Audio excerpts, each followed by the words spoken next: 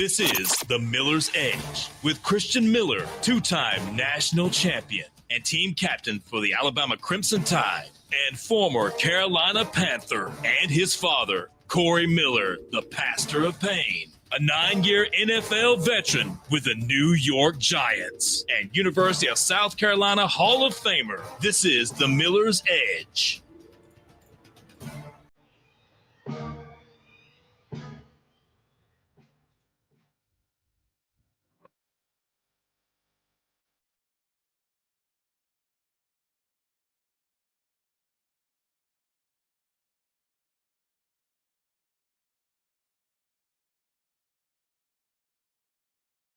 And welcome into this Wednesday edition of the Miller's Edge, Time 100.9, 1230 WTBC, presented by the Good Feet Store, America's arch support experts. Hope everybody is doing well. We are looking forward to continuing some SEC Media Day coverage, as you guys are well aware. I'm sure you guys have heard all throughout the morning up to this point. Alabama has taken the stage, center stage it is, at SEC Media Days. We've heard from Kalen DeBoer. We've heard from the three players that he has in attendance with him: Deontay Lawson, Tim Keenan, and Caden Proctor. So we got a show loaded with content from that, right? So we're going to be listening and watching, if you guys are with us on the YouTube or Facebook stream, to all those interviews. Now, obviously, it's going to take up a good chunk of time, but you guys know how we roll. We're going to listen. We're going to do all that. We want to react.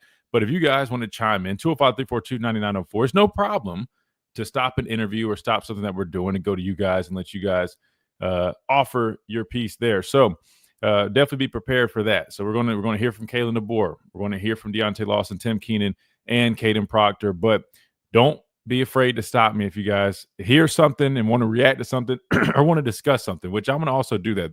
The beauty of running everything through the stream now is that we can pause, stop, react in live time, right? We don't have to necessarily just listen to it fully, or I don't have to tell Chase, okay, play this part and then stop.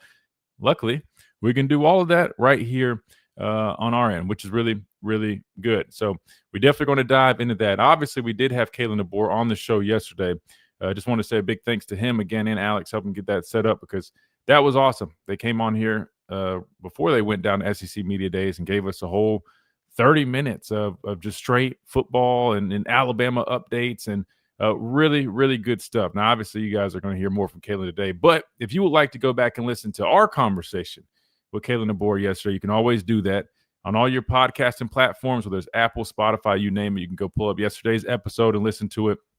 He came on with about 25 minutes into the show, so you can skip ahead accordingly. Plus, obviously, the streams are saved and recorded on our YouTube channel, so make sure you guys go back and check that out, man. We had a lot of folks in here and a lot of people in the chat. It was really, really good stuff. So make sure you guys go pay that a visit if you haven't already. Obviously, we'll hear from Kalen today, but I felt that we asked him some really good questions. We got some really good updates on the team, how things are looking going into year two, his some philosophies he may have learned, or just maybe some things he wants to carry into this year, maybe some things he might leave behind. But I thought my dad asked some really good questions. Thought I was able to get some good questions, and you guys had some really good questions in the chat, which we tried our best to try to weave those in there. We could, obviously, we didn't have forever. I wish we did, because we would have got as many of y'all's questions as well. But I thought we got some good stuff in there. So again, you can always go back and check that out. But in terms of today, we're going to cover Alabama down at SEC Media Days in Atlanta pretty much most of the time. But again, you guys are welcome to chime in as well. Some really good stuff coming out of Media Days. I don't know how much you guys have heard from it. You will hear from it coming up. But I will say, of course, you got the typical, y'all's reactions to the Florida State guys' comments. Well, the answers, I like the answers. They're nice and simple and just straight to the point. We'll talk about that. And Chase, I don't know if you saw this too, but I guess Isaiah Horton happened to be training, at the same place with Castellano, the quarterback that made the comments, and they had a fun little exchange there. I got the clip from that. Maybe we'll dive into that as well. But per usual, let me remind you about our friends over at the Good Feet Store before we get started with everything. Try before you buy, nothing to lose. Make sure you guys check them out if you're in any type of pain, foot pain, knee pain, back pain, you name it, you got to take advantage of these arch sports from the Good Feet Store. These things are specifically designed to eliminate and alleviate all types of pain. I'm telling you guys, you can't beat them, man. It's an investment. Invest in yourself. Make sure you guys take advantage of that. If you're like me, knee sore, lower back pain, hip pain, you name it, These things are designed to knock all that out. So make sure you check them out. Midtown Village here in Tuscaloosa is where you can find them. You guys are familiar with that. The big shopping plaza right there off of McFarland Boulevard. But the good news is if you're not here, don't worry. We got a lot of people in Birmingham, South Alabama, all throughout the state and through the country. Well, you just go to their website, goodfeet.com, type in your zip code. It'll pull up the nearest location to you. Plus, there's plenty of more information right there on the website that you guys can read up on, watch videos on as well. But I definitely urge you just to go in the store and try them. Again, try before you buy. Nothing to lose. Just test them out and see what they have to offer. I promise you guys will definitely walk away very impressed and more than likely with the new pair of arch supports from the Good Feet store. So again, that is the Good Feet store, improving the quality of people's lives 2 feet at a time. That being said, we're going to go ahead and hit our first timeout. That is the table that is set for you guys today. But again, you also know you can always tweet us, add us on X, whatever platform you guys might have. And if you see something you want us to check out, react to, we'll definitely take a look at QD and Carson. I think they tagged us some things. So we'll visit that inbox there and see what they had to show us. Matter of fact, I think one of the things I mentioned was from QD. I know Carson also had something to share. So we'll check out those. I see we got Marty on the phone lines. We'll hear from him. 205-342-9904 is the number to that. If you guys want to talk a little bit here on this wacky Wednesday, whatever you want to call it, Wednesday edition of the Miller's Edge. Tide 100.9, 1230 WTBC. Quick timeout. We're just getting started right here at Tide 100.9, 1230 WTBC.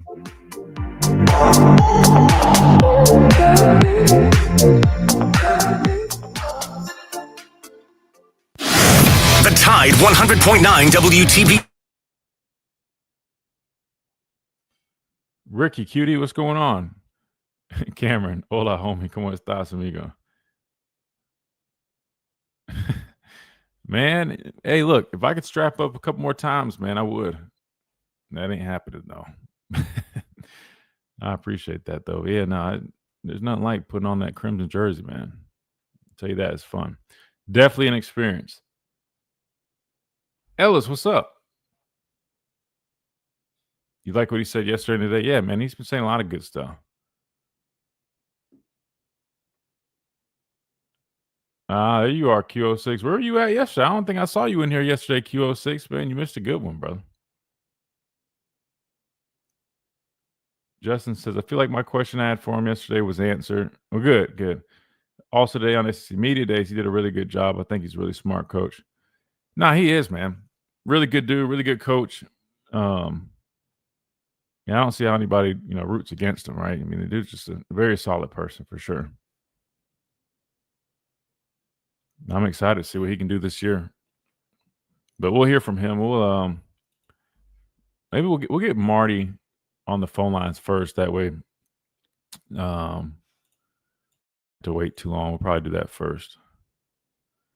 You missed it. You're on the road. Dang, man, you missed it. We had Coach DeBoer on here for a good interview.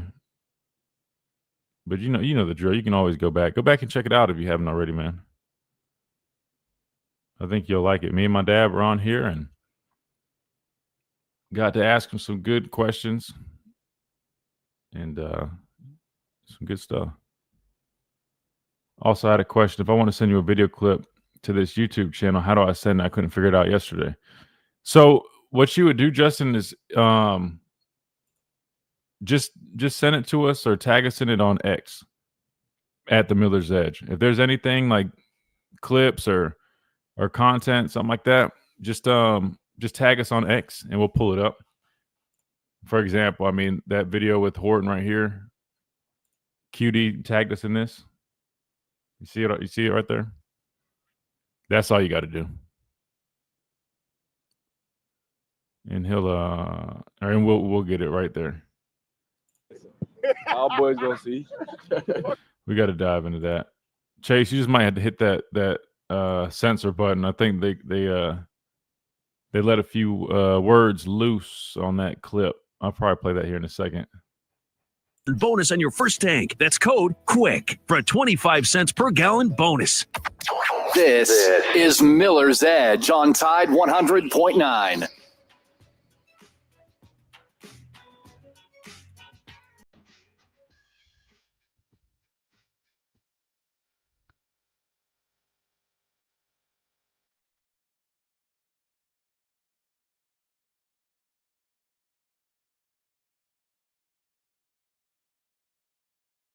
And welcome back into the Miller's Edge, Tide 100.9, 1230 WTBC, presented by the Good Feet Store, America's arch support experts. All right. So obviously there's a lot to get into. Again, Alabama has taken the stage. They've spoken to all the media, the circus that's down in Atlanta. Again, you got Kalen DeBoer, Tim Keenan, Deontay Lawson, and Caden Proctor. Now there's plenty of little, snippets and things from that. But I think the players for sure will listen to those. I think they're like 9-10 minutes a piece. So we'll listen to those throughout the show. I think that'll be good. Kalen's interview is definitely a little bit longer, so we'll probably kind of cut through it or at least listen to it, maybe react throughout it. That way you guys aren't listening just fully through it. I'm sure a lot of you have heard most of it, but you guys know the drill. We like to listen and react in live time right here on the show. I always think that's good. So we'll plan on doing that. But before we do that, since that's going to probably take up some time, couple little quick things I want to dive into. Again, I'll just call this like the X inbox, right? That kind of sounds a little weird, Chase. I'm not going to lie to you. Maybe we'll come up with a better name. But anyway, when you guys tag us and stuff, we check it out, right? But anyway, that's what we're going to do real quick before we really dive into Media Day. Well, QD tagged us in this. And speaking of Castellanos, we'll get into his comments. Well, I guess the responses to his comments from the players at SEC Media Day. Nothing groundbreaking, honestly. Again, like the way they responded. Good that they didn't really buy into the nonsense. Seems like a lot of guys are a lot more, not talking about our guys specifically, but even like I was listening to like Lenora Sellers talk or even Pavia, right? People trying to ask them, get clickbaity type stuff like, oh, well, stirring the pot. Oh, well, what is your response to this guy saying this? These guys are smarter than that, man. They're not idiots, which is I'm glad. They're not giving people, clickbait articles and stuff like that. They're handling things very maturely, which is good. I like to see these guys are definitely trained. But anyway, in terms of Castellanos, who one is well trained at the time, I guess, when he was making these comments, well, he had to answer up to it already before August 30th. Now, obviously, he's going to have to answer up to those comments in real time when he's facing that Alabama defense that he basically, I would say, pretty much disrespected by basically, saying, hey, we're going to do what we do on those guys. Well, he ran into one guy a little early, and that was Isaiah Horton. Now, not a guy on the defensive side of the football, on the offensive side, but he kind of had to explain himself, and not because Horton pressed him, but, the other guys around, and it looks like you got Cam Ward and his receiver, I forgot his name, that played with him at Miami, also ended up signing with Tennessee as well. They were stirring the pot. They were instigating. They said, hold on, wait, bro. We got a guy from Bama here. You were making those comments. So let's hear how Isaiah Horton handled the situation when he ran into Castellanos, when it looks like they've been training here somewhere. I'm not sure where they're at, but let's hear how Isaiah Horton handled those comments when he ran into Tommy Castellanos. Hold on. Hey, hold on. Should we start beef? Because what was Tommy saying about Bama? See, stirring the pot. He said, should we start some beef? Oh, yeah. He told you to say that shit. Oh, you play with Bama? He said say that shit to his face. Man. All right. First of all, if you read body language, dude's already nervous. He's doing like this nervous stretch thing right here. I mean, maybe he was warming his arm up, getting ready to throw. I don't know. To me, he looks like he's a little awkward and uncomfortable. Kind of like he got caught off guard here for a second. Now listen, our boys gonna see. We gonna see us too. Me. Notice Horton said, "Who do you play for?" He didn't even know who the dude was. I'll be honest with you, Chase. That alone probably hurt dude's pride, man. I mean, the first thing he said, he literally just said, "Who you play for?" He didn't even know who dude was. So, ouch. What up, man? For sure. What up? Against you, though. Who's scared? Hey, look, one thing about me, baby, you know how this shit go. I ain't got to do too much. That ain't my speed. That ain't my speed. You do got to do too much. You got to go 4 tutties next year. Nah, yeah. We get out, shit. Bro, like, you really feel like that? Or you I ain't gonna lie to her. Like, if you go back and watch. I ain't gonna lie to him. When I did see that, I said, damn, I looking for myself when we play. I gotta know how you play. Nah, on the real though, like, bro, you watch any interview, like, I don't never talk like that, bro. But like, them boys coming off of 2 and 10, I just yet install some confidence. Feel me? That's all I'm trying to do. That's all I'm trying to do. I'm just trying to get some confidence. Yeah, like I'm trying to get my boy ready to go. Feel me? I'm trying to make it the biggest thing. Feel me? Are we buying that, Chase? Chat? Anybody? Are we buying this? So basically, what he said was, yeah, I mean, his response at first was, "Y'all gonna see." He tried to stand on it, and then first Horton said, "Wait, who you play for?" So he didn't even know who he was, which low key. It'd be different if it was somebody like from Bama that just didn't recognize him because look, they've never played the guy. But Horton was at Miami last year. Horton played the guy. Remember, they played in the ACC. He's aware of him, but obviously not aware enough. He didn't know who he was. And then two, if we learn anything about Horton from the John Gruden video with him and Ryan Williams, I mean, he already said he doesn't do all the celebrating. Love that. Again, nothing wrong with celebrating. I mean, I get it as part of the game now. It's fun, but I'm an old school type of dude. I mean, he said, my celebration is hand the ball to the ref. So we already know what type of guy he is. So his response to it doesn't shock me. I mean, he literally said, I don't do all that. I love it. He's like, I don't need to get in all that. we'll do what we do. Don't worry about that. He wasn't even tripping. Good response there. And then really you got Castellanos. Then he starts kind of walking his comments back a little bit like, look, bro, I mean, you know me. I don't even talk like that. Go listen to any other interview. I just was doing that to hype my guys up because they were 2-10 last year. Really? Chase, I don't know. I'm not buying it. I think he wanted to get some attention. If I'm not mistaken, I feel like he kind of doubled down on it too. I feel like he had a chance to, I don't know. I think he spoke again and he kind of, I don't know. Maybe I'm making it up. Maybe it just was the interview continued. But to me, it didn't so much as sound like, oh, I'm trying to hype my guys up. He was really talking about himself. You know what I mean? So I don't understand how that is him hyping his team up when he's saying, oh, what he's going to do. He was talking game like, oh, man, I'm this and that. And I'm like, I don't know, man. He hadn't done, again, I know he's a good player, can throw the football. He's got that dual threat ability. I'm sure he'll make some plays, but he hadn't done nearly enough for me to be talking like that. I don't know. So, Chase, you said you're not buying it. I'm not really buying it, but Carson says he's buying it. But he said for cheap. He said, I'll buy it for cheap. Carson said it is a valid reason. I just don't know if it was his reason. That's true. I mean, look, if you do go into a situation where you're joining a team that went 2-10, I almost said 10-2, and boy, that would have been a joke. 2-10 they went. Something they need a spark. They need some confidence, right? And I'm not, and this is weird saying that because this Florida State team, they got dudes, right? I mean, they got good players, but like somebody needs to kind of, get it in their head that like, bro, 2-10 for a team with that much talent is a joke, and it really is a damn shame. It's very embarrassing.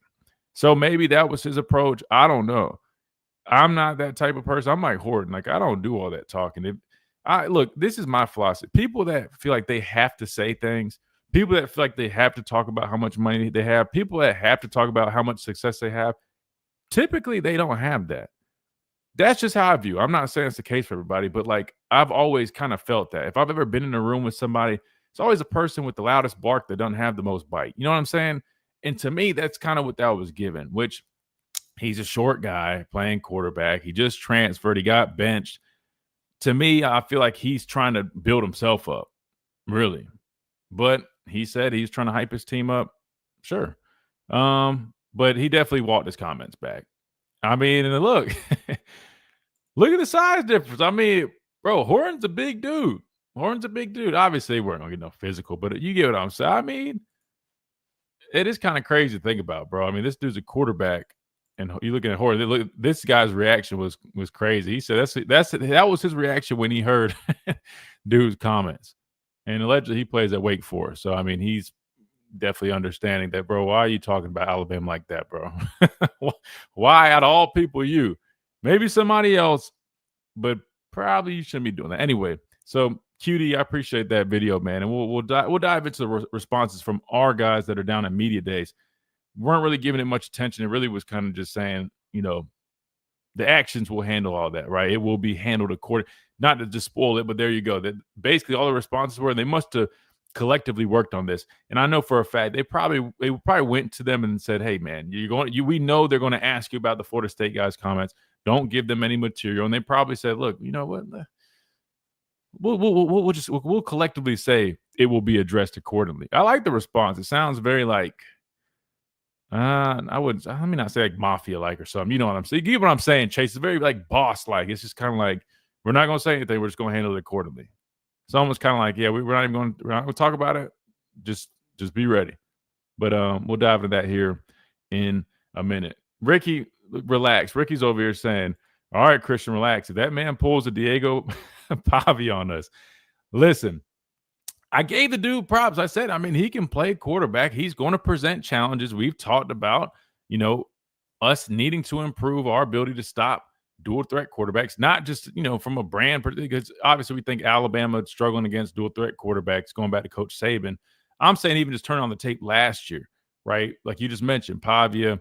I know we went and looked at the stats. I mean, Jackson Arnold, I want to say, I feel like when we looked at it, it didn't seem like he had as many yards as I thought, but still, if you go back and watch the tape, Sellers, Arnold, and Pavia, guys that have that, play extending ability with their legs or just dual threat ability, we struggled against that, which most defenses typically do.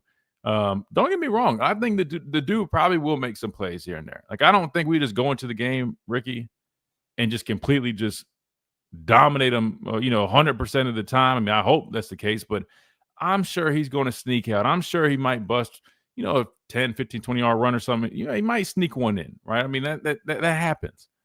But I don't know. If he pulls a Pavi on us, Ricky, you don't even speak that today, man. Look, we had a great interview with Coach yesterday. We got media days today. Ricky, get that out of here, man. We don't. That ain't happening. That ain't happening. But what is about to happen is we're about to go to a commercial break. We come back. We keep on rolling again. We got plenty of SEC Media Day coverage. Kalen DeBoer and company. That is Tim Keenan, Deontay Lawson, Caden Proctor, all speaking. There's plenty to talk about.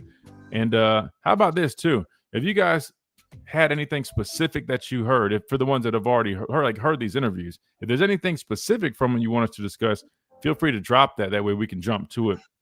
We're going to listen to stuff anyway, but if there is something, I wouldn't mind us jumping straight to it because, again, there's plenty to talk about. We only have so much time, so I want to make sure we get what you guys definitely want to hear about, so we'll definitely do that as well if you have a suggestion. 205-342-9904 is the number. We got Marty on the phone lines. Plenty to get into right here on the Miller's Edge. Tide 100.9, 1230 WTBC. Quick timeout. We'll be right back.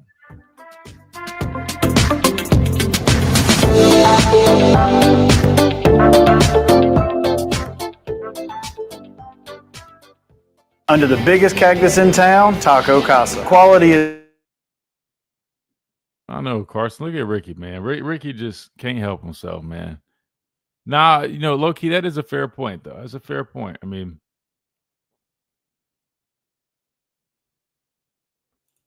I'm not mad at it. Here's Tim's response. We got it right here. I'll just put it up real quick. Wondering, one, was the message received, and two, response? Disrespect will be addressed.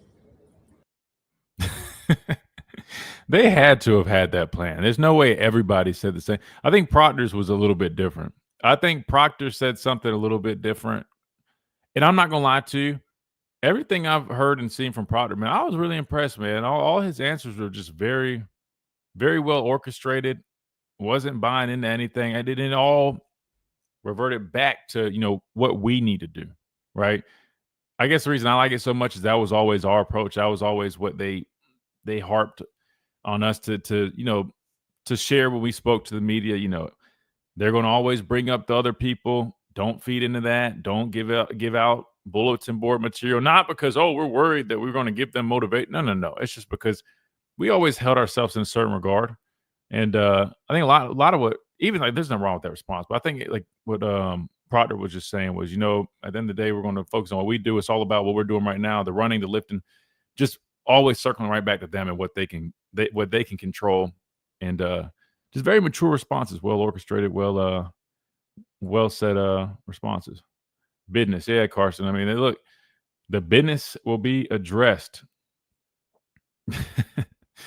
TK said, "I'm so roll tide." I mean, he is though, man. I mean, I think Coach DeBoer was speaking highly of him, talking about. I mean, he's a homegrown dude, man. I mean, born and raised Alabama, not far down the road. Loves the university, loves the state. It's always nice having guys like that. When they asked about Ty, all you got was we're waiting on Keelan. Sorry, I always want to say Keelan because of the spelling, but Keelan. But we got to start Ty. How'd you pull that out of there, Ricky? I mean, how'd you pull that out of there? I mean, his response. Come on now, Ricky. What kind of timing are you on today, bro? Ricky is on. Ricky is stirring the pot today. I didn't get that from that. What I got was Ty's the guy. If we played a game today, They qualify. it would be Ty Simpson. Nothing's changed. He throws a very catchable ball. He operates the system. And then he just mentioned that we got a number of guys, can still compete for the job, which he's got to say. I mean, because again, it's a quarterback battle, right? I mean, if he hasn't fully addressed them as, or addressed the team that, hey, Ty's a starter, then he shouldn't say that right now. That's not something you share at the media right now.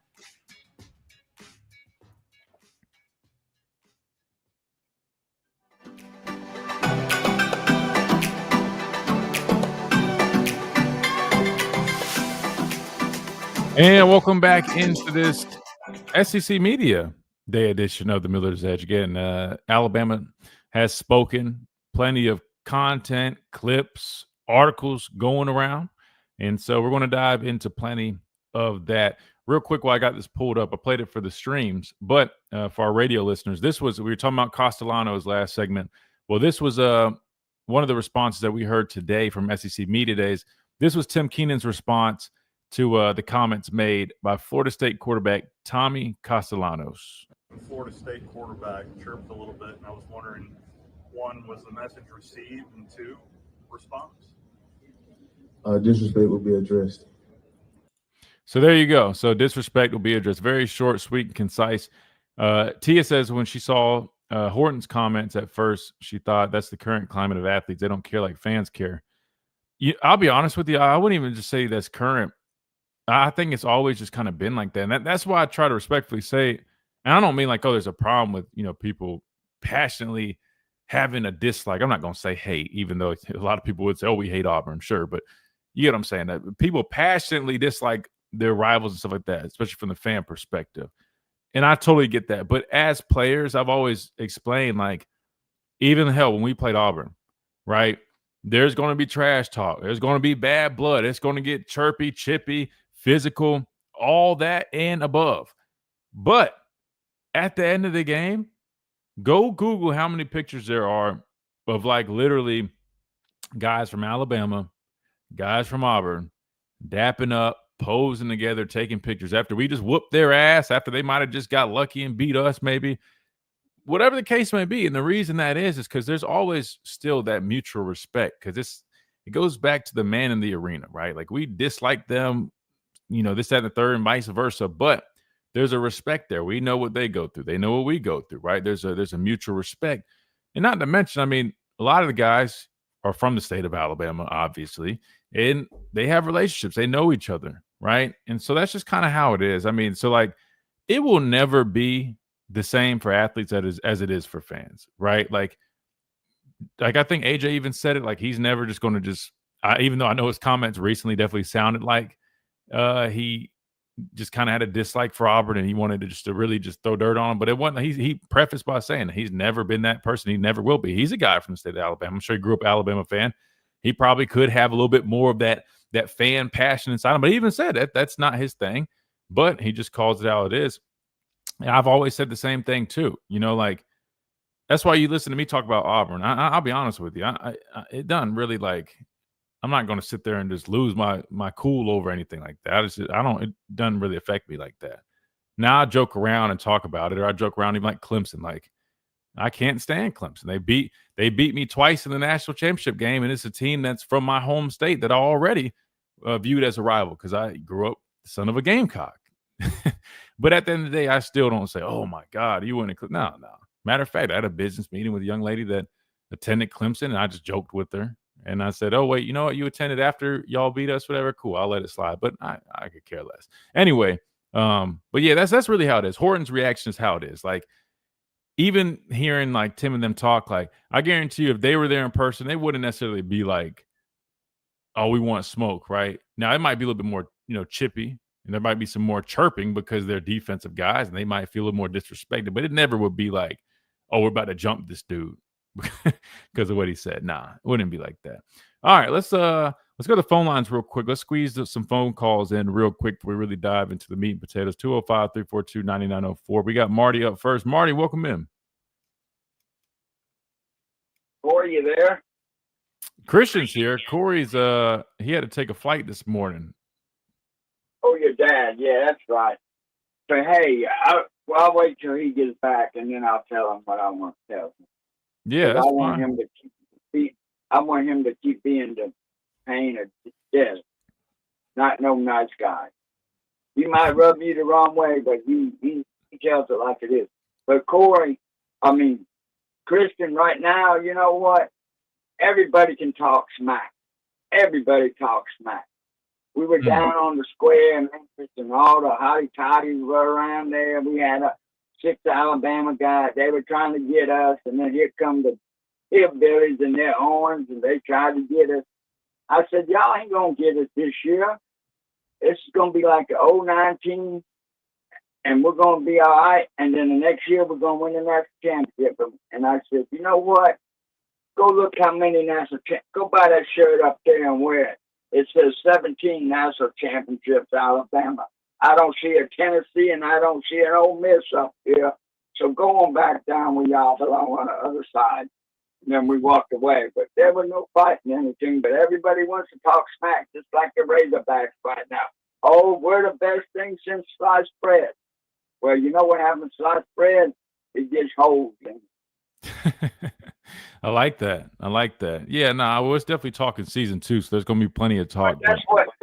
You know what? I can't wait till that quarterback from Florida State come around the corner, and that guy's right there, and he puts him right in the chest, and they caught him out like they did the LSU quarterback. You talking about Jaden Dan? You talking about Jaden Daniels? Dallas Turner hurt him? Is that what you're talking? Is that the player you're talking about? No. I don't. In the LSU game, we knocked out. I don't know what the quarterback's name was, but we knocked him out of the game. I think Jaden Daniels a couple of years ago, right? Unless you're talking about a few years back. Anyway, yeah, I get what you're saying. I'll find out who it is. I'll ask my buddy because I got to take him to lunch today. There you go. We're going to eat with some Razorback fans that want smack talk. We got all our Phil Steele books, and we're going to pick out. Yeah, but see, this team. Why? What I say is this team's going to do just like the 09 team, like Saban's second year, is that he got Julio Jones, Barrett Jones, Dante Howcott, all those recruits come in that were good, that was his players. And he good till the end, which that was odd. But he topped it off with a great recruiting class the next year, and they win the national championship. The board cleaned house, got his own players, didn't lose nobody in the transfer portal, got everybody circling the wagon like wagon train, and they're going to be all right. And he's got a heck of a recruiting class coming in 26, and then it's KDR the barn. Because the hay's in the barn then, and they're not catching. What do you think about that? Well, I think it's a little soon to think that a bunch of those guys that he's brought in are going to be, big impact guys maybe this year. Only because he just signed his first class last season. Like those guys are just like his first official class, right? Because technically, the guys that came in for year one. Ryan Williams, he got to recommit. He brought in Noah Carter. But then really from the guys from his first official class, if I had to guess which guys that we'll see, make a difference maybe this year, maybe a receiver like Latsier Brooks, who, there's clearly plenty of guys in front of him, but I could see him maybe, getting some quality reps here or there. Maybe you'll see, trying to think off the top of my head, man, offensive line, if anybody could work in there, maybe. I don't see them earning the starting spot. Maybe some of the guys on the defensive side, like what's his name? Dejon Lee. I can see him working in that rotation there. I feel like I'm forgetting a couple. There's a couple other guys sprinkled in there. But what I'm getting at is I think he'll really reap the fruit of that probably next year. At least when you really see those guys make a big impact. There's just so many returning guys that I don't know how much you'll see of the guys he just brought in, other than in sparingly or Right. Yeah, different yeah, situations. I understand that. Let me ask you one quick question. You don't have to answer it right now. You think he'll stick that wide receiver as a punt returner? Because we need somebody like Arenas that always can get it to the 50-yard line and like Palmer. Which receiver are you referencing? The All-American, the one that Ryan Williams. Georgia play. Yeah, so that's Ryan Williams. Yeah, I mean it just depends, Marty. I mean, you got other guys that can take on that responsibility, and I think they do a fine job. I mean, you got Cole Adams. I mean, I don't know. That's why I'm asking. You're out there every day. I just was wondering who you think might do it. That's why. Well, I just hope we have someone that can get us 10-yard, get us at least a +10 on the punt return where we feel and that, because I mean that was like in the Arenas always could get that ball to the 50-yard line. All you got to do is go 10 yards and kick a field goal, and you got the lead. Right. Especially if you get to open the kickoff and that. And like Deuce Palmer, I mean, that's like he won the University of Memphis game on that punt return when we only beat him 13-6. But just, we'll talk about that too. I mean, I don't. That may have not been on the topic for today, so. No, well, I was trying to answer your question. You started talking. I was trying to answer your question. You started talking. No, you got Cole Adams, who's got experience doing it. He can do a fine job. Jalen Mbakwe, we've seen him back there a little bit. Obviously, he's a playmaker. He definitely can go back there. And we've seen Ryan Williams get some work back there. I mean, it really depends on what their philosophy is. I mean, I think we all can agree that Ryan Williams is probably the most electric guy on the football field when you talk about playmaking ability. When you put the football in his hands, obviously from a receiver perspective, we know, I mean, he's the guy, but even if you put him in that returner conversation, just watch his ability, to make guys miss, to cut on a dime. I mean, the dude literally is like a joystick, right? But you just have to, the philosophy might be, hey, we want to put him out there in situations where we want to, get a spark or make a big play, but we don't want to have him out there all the time because we don't want to risk him getting banged up too much. I mean, you look at it this spring. I mean, I know he probably had some little dings and things like that, but they definitely were very protective of him in the spring, which to me, that indicates that, look, I mean, they know he is a very critical piece to this football team, not just offense, but the team in general. It just depends on, how much risk they want to take. And I say risk, look, you risk anytime you step on a football field, doesn't matter if you're the long snapper, the receiver, corner, you're taking a risk. But the reality is, I mean, is there a little added risk when you're putting your best player on special teams? Sure, but every coach's philosophy is different. Obviously, Kalen DeBoer company didn't mind putting him back there last year, so I wouldn't be shocked they did it again this year. Coach Saban was very similar. I mean, in 2015, Derrick Henry was a Heisman Trophy winner as a running back, but what other duty he served was he was on the punt team. Now we took him off punt after midway through the year, but our punt team consisted of Derrick Henry, our starting running back, Reggie Ragland, our starting Mike linebacker, and more, right? So different coaches are in other schools and other coaches sometimes they literally keep all their main guys off that because they don't want to fool with it. They can't risk that. But to answer your question, yes, returner is a very important position. That was good. I was going through the book and I was just wondering who they might put back there because I haven't heard it all. Because I forgot you come on at 11 and I'm always out there finishing up putting out the hay for the cattle and stuff. And yesterday I got right in when Tommy from Monmouth called in and talking about your dad being so nice. I said, he don't need to be nice. He needs to be the doom of pain, even though Corey gets mad at him. Get mad at him. It's still he tells it like it is. He's got his opinion and you got yours and we all got ours and we all stir the pot there. Yeah, well, let me set one thing straight for you, Marty, because I promise you don't have to worry about him just being too nice, right? Like, if he's giving compliments or he's speaking positive, I know we're so used to him being so tough and critical that it almost. And I was joking around yesterday, like, "Oh, what's happening?" But I'm just going to be honest with you. Now, he also is not one just to fake the funk. So I was being silly saying, "Oh, coach is on here, he's swaying you," but no, that's not true. No, if he says something, he believes that. That's who he is. Now he I know. No, I know he will that. never just say anything to appease anybody. So don't worry about that. If he's he believes it, and that's why I'm gonna get on. I'm gonna talk to him a little bit about Gamecock and that too, and see what he thinks about them, because I got them written down. I think they could finish third out of 12, and that. But I was just going to talk to him about that, but I forgot he was taking a plane to Philadelphia somewhere today, and so I'm sorry about that. You don't need to apologize. It's all good, brother. Well, Marty, we appreciate you, man. We're gonna hit this time out because we got a lot of interviews we got to get to. But I appreciate you, man. I'm gonna listen to the show, and I'm gonna write down some stuff, and I'll call in tomorrow. There you go. It sounds like a plan. We appreciate it.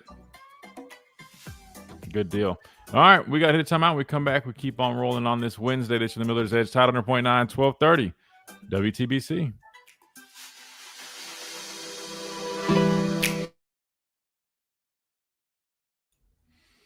Oh man. Sometimes it's like, just let me finish, man. Please, I'm gonna answer. Just let me finish. Marty's a good dude, man. He's a little bit older. He's a good dude. Let me catch up on what y'all talking about in here.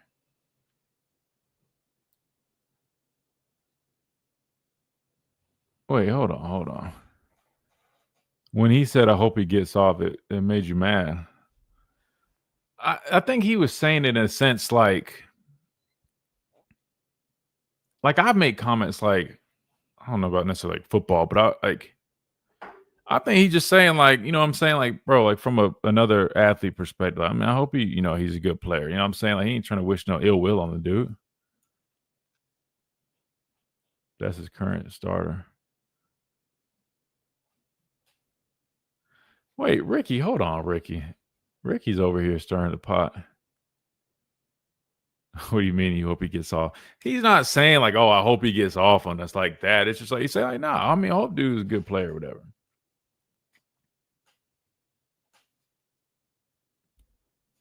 I think that's all it is. FF from is, I guess I'm just gonna say from F from. What's up, man? Too much Bama and you. Oh, man, don't say that. Don't. Nah.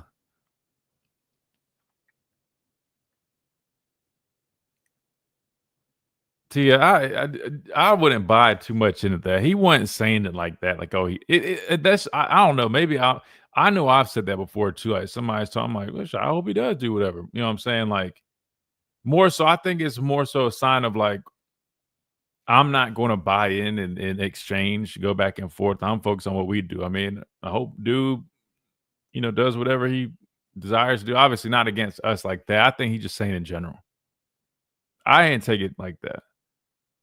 Yeah, somebody cutie said except us. I think he's just saying in general. But I mean, you're right. I mean, they were referencing the matchup at the time. Mike, what's up, man? You didn't have a problem with it until that part. These players these days are soft, so you weren't mad at him saying what's up. Because I hope he gets off that part. Man, Tia, that, and then wait, did I see something? You said something you can tell he came here for a check. No, man, I don't necessarily. He probably could have got more money other places. I think he came here because he just wanted to, play for. I mean, it's not like Miami was a bad place either, though. But I don't. Just knowing us, I don't think we just dropped some. I mean, honestly, probably could have made more money going somewhere else, or even maybe staying. I mean, Miami be playing money. Yeah, Rick, you got to call in and explain yourself, bro. You got actually. I need to find where was it on his main when he was at the podium, like his main press conference. You're right, Ephraim. I mean, it is definitely business minded.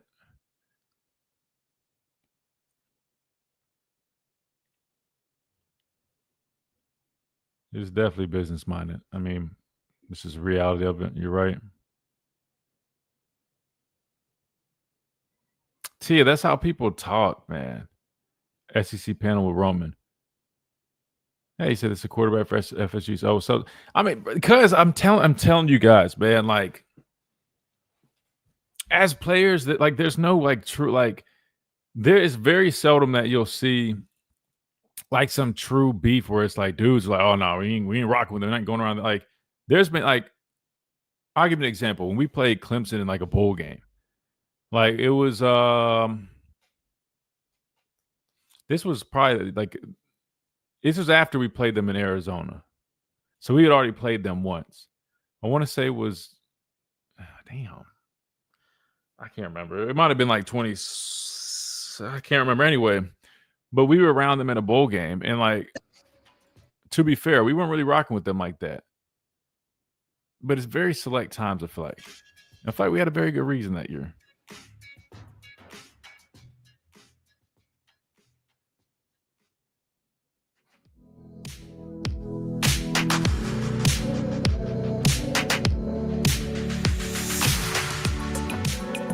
And welcome back into this Wednesday edition of Miller's Edge, Tide 100.9, 1230 WTBC.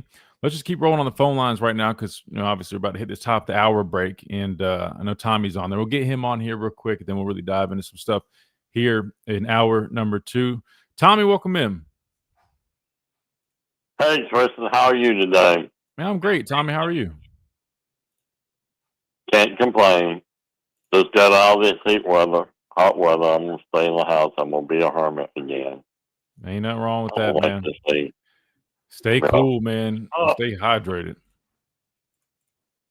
Well, what did you take away from what Coach said today? I listened to other people to break down what he said, and I'm like, especially from the national media, I'm like, y'all must not listen to the same thing I listen, or I'm going down for one. I mean, how in God's world did you come up with this? Or he dogs a question about the 9-game schedule in the SEC. He's not worried about the 9-game schedule in football. That's down the road. He's worried about Florida State and Wisconsin. Or he dogs that question. I'm just like, this nitpicking getting old to me. That's what they do, though. But that's what they do, and that's why I try to, again, I use this platform. Like, I know we are media, but as you guys are aware, I mean, we're not looking for clickbait stuff. I mean, again, we had Coach on here before he even touched down at media day.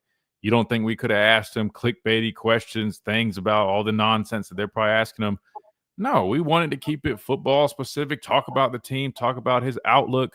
We didn't even go into last year. We didn't get into any drama about none of that. We just wanted to just ask some genuine good football questions that's informative. That way we can have a good, entertaining conversation, but also very informative. But that's what happens, Tommy. People are always trying to look to spin things, take things a certain way that they can get clicks, get an article.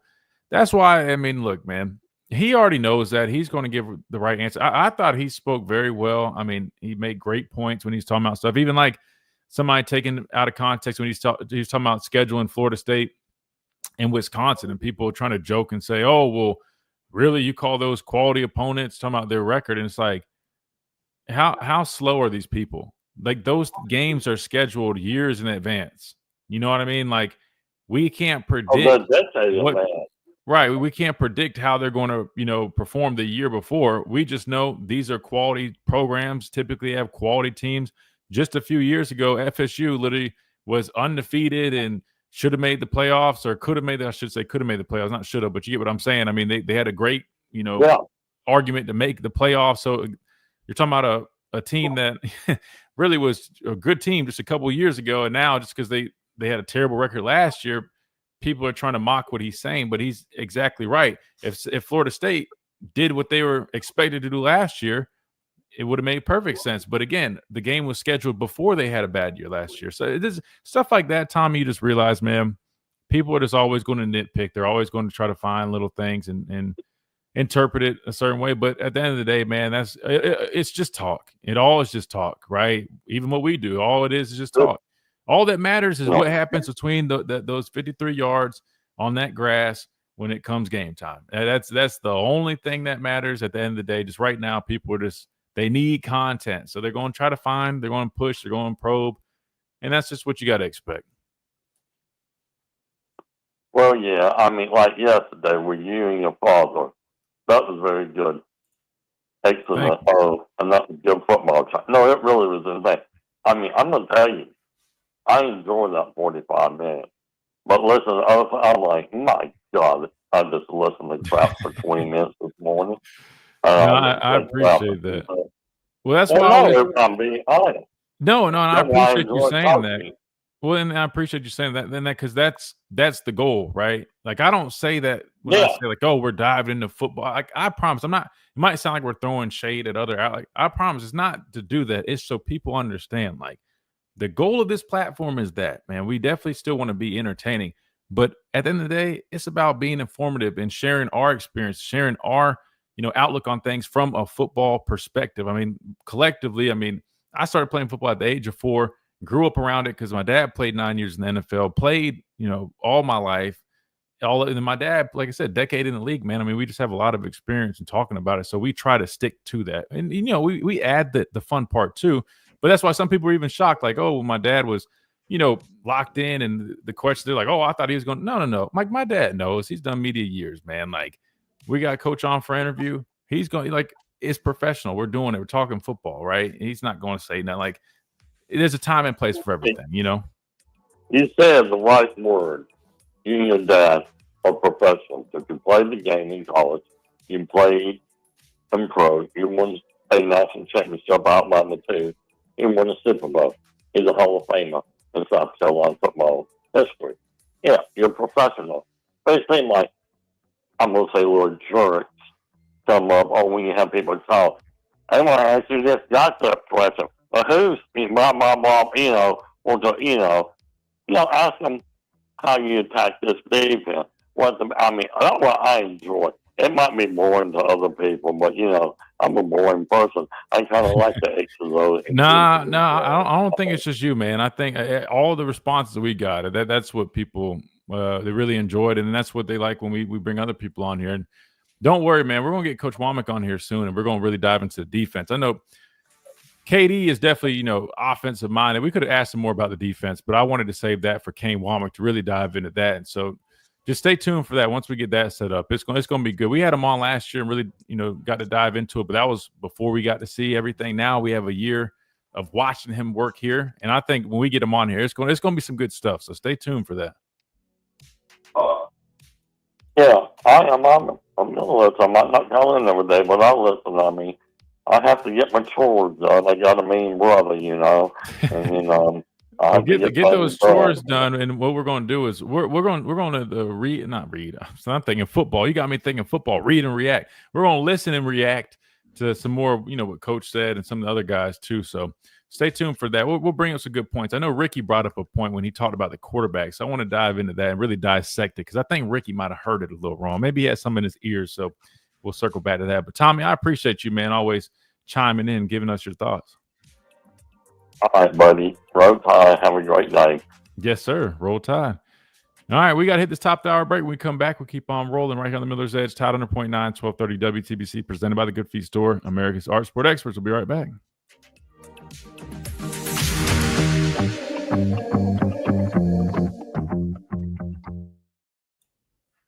You like what Roman said about secondary? Too many eyes? Yeah. Are you talking about when he came on here Friday, that when he was talking about that?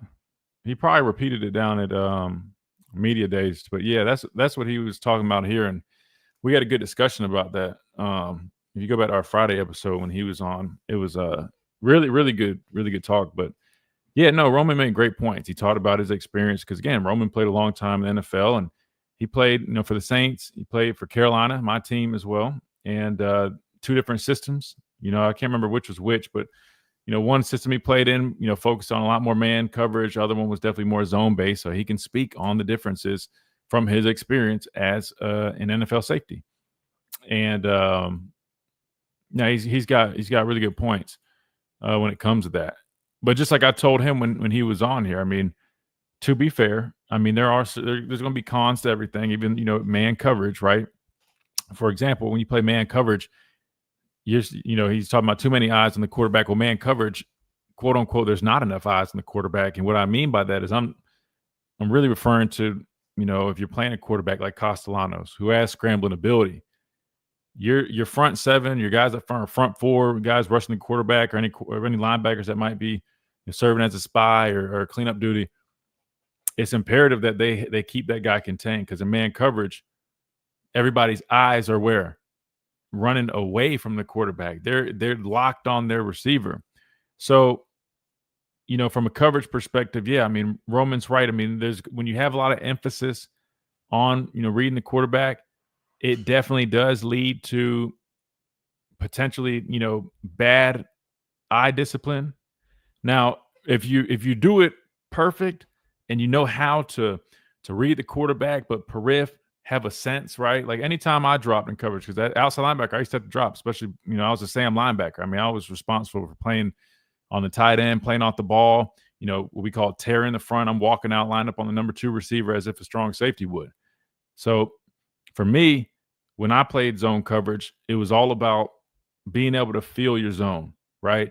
I want to play with vision so I can react, but at the same time, you just have to sense it, right? Whether it's, from your peripheral or whether you just have a feel. And what helps you do that is knowing route combinations, really understanding how offenses work, right? I mean, we've always had rules where you just know, right? If a guy is going that away, 9 times out of 10, somebody's coming back. So you just got to learn, all right, my guy just went under. I'm expecting to transfer my eyes. I'm sensing somebody coming back. You know what I mean? Pre-snap awareness really helps you out. If I have a back to my side, so I'm lined up, right? Whether I'm in a 9, I'm lined up, I'm outside on number 2, and I know I'm a curl flat player. The position of the running back always is a key for me. Why? If the back is to me, there's a chance he could come where? To my flat. I have a threat in my flat. I'm already keen in that pre-snap. Those are details that you have to have. They're imperative when you're playing zone coverages to help prevent some of the things like Roman's talking about. So, of course, those are very valid points that Roman brought up.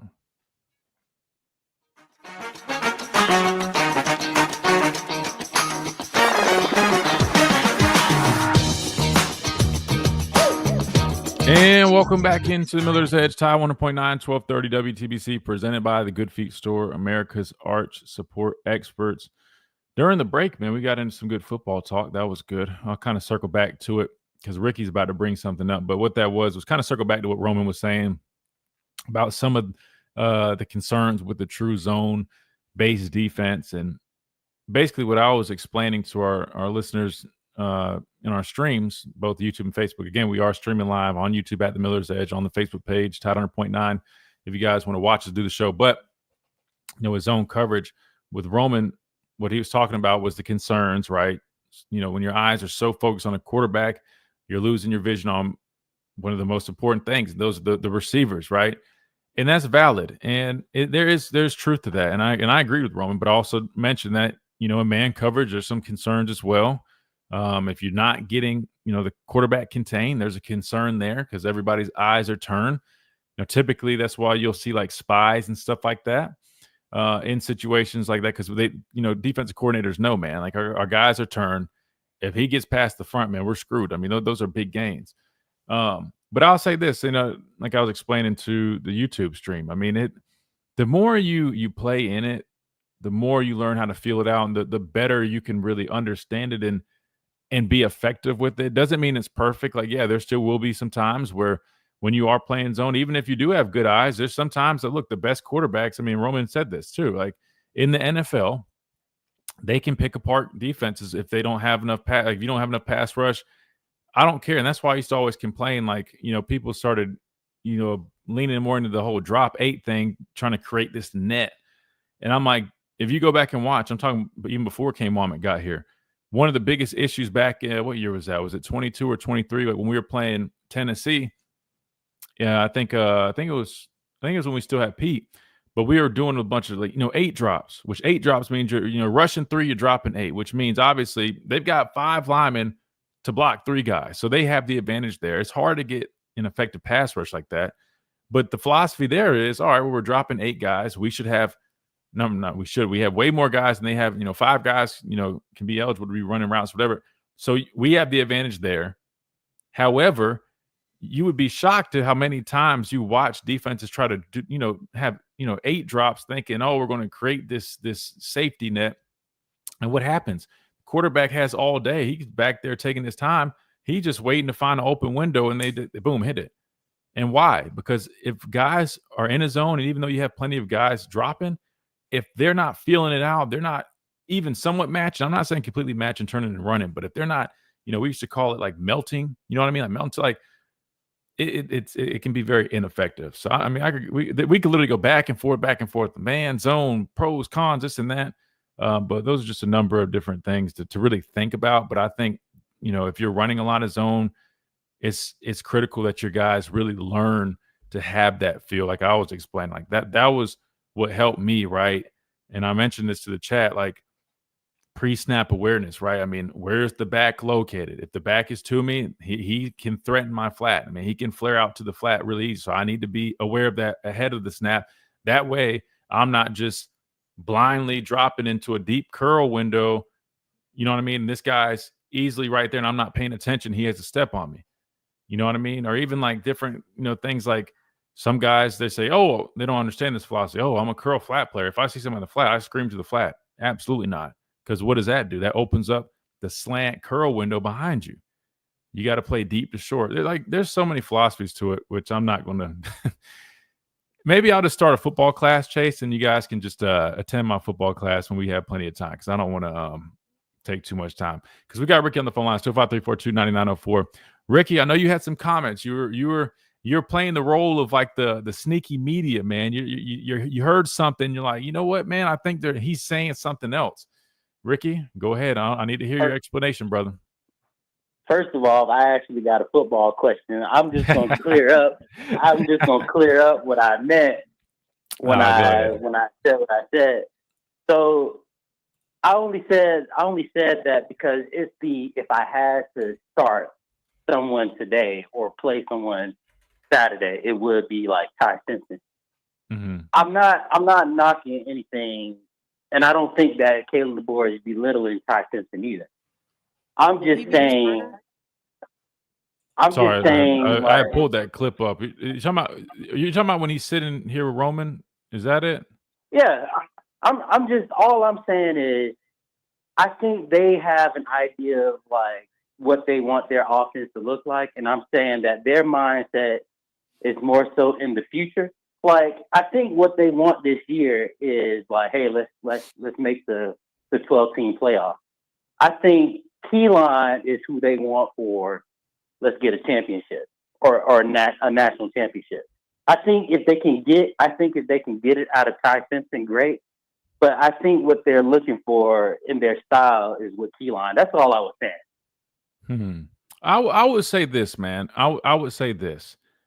I don't think it's like, how do I explain this? I don't think it's necessarily like, man, we're just waiting on Keyline to get there, because we know once he's there, I mean, he's like the answer. I don't necessarily think it's that. I think they do think highly of him, meaning like they do feel extremely confident, that obviously he's still young, still adjusting. He's, a little raw, coming in. He's still learning, the adjustment between high school and college. I mean, I can attest to that. Watch him in the spring. You see the potential. I mean, clearly this guy has so many tools to work with, but at the same time, I mean, he was definitely due to throw a couple picks at each practice just because he's still getting used to the new speed of the game. The defense is how they disguise. I mean, it's a lot different than high school. Anyway, what I'm getting at is I just feel like the way you interpret it almost comes off as like they're just going with Ty because they have to, because other guys not ready. And I would disagree with that, because being up there and watching Ty work, I think they do feel really confident in what he can do, right? I think what you're hearing is, I don't think it's necessarily, how do I explain this? You're probably hearing it from that reason, or from that perspective, because, they haven't named Ty the official starter. It technically is an open battle. And so I think it would be a little irresponsible for him to sit up there. And even though I know they're saying, yes, if we played today, Ty would be the guy, I think they're just indicating, look, yeah, right now, he's in the lead of the battle, right? The guy, rightfully so, he's performed the best. He's, probably the most ready looking of them all right now in terms of his operation, his ability to lead that offense, throwing the football, doing everything the way they need him to do it. But it's not a done deal yet. And the last thing they want to do is send a message, especially while talking to these people in the media and not to the team, as if, okay, that battle's done. No, they want these guys to continue to compete up until the point where they name a starter. And that's really important. You don't want guys to kind of check out or say, oh, well, he's the guy. I'm going to be the backup this year, so I'm going to start coasting. Or no. You want it to be very active, and you want it to be a healthy competition. I think that's why he's doing that. So number one, out of respect for his players, because that wouldn't be right to name a starter, a true starter, right? Not saying, oh, who would play today, but like a real true starter. That'd be irresponsible, in my opinion, to do that without informing those guys first. And two, he wants them to actively compete, because you never know what can happen. I mean, again, at the same time, like, Ty, they feel good about. I feel good about. I think he got everything you need to win some, a lot of football games. But at the same time, I mean, you never know what can happen. I mean, injuries happen, whatever the case may be. For, so you know, for the record, Ty would be my starter, because Ty has actually played in the college football game, and I actually do, contrary to a lot of people like belief, like on what I think, just because like I'm big on Jalen. That does not mean I don't think Ty Simpson is good. Just for the record, like, he would be my starter based on him learning and actually like having a few snaps, like in actual college football games.